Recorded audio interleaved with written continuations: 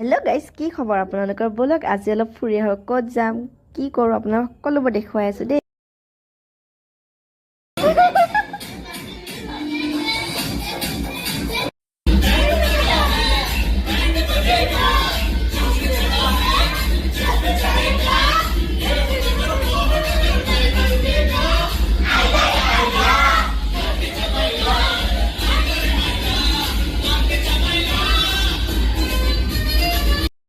আৰু আজি আমি আহিছোঁ আমাৰ লগৰ জনী মেৰিজ এনিভাৰ্চাৰী আৰু বহুত এনজয় কৰিছোঁ আমি।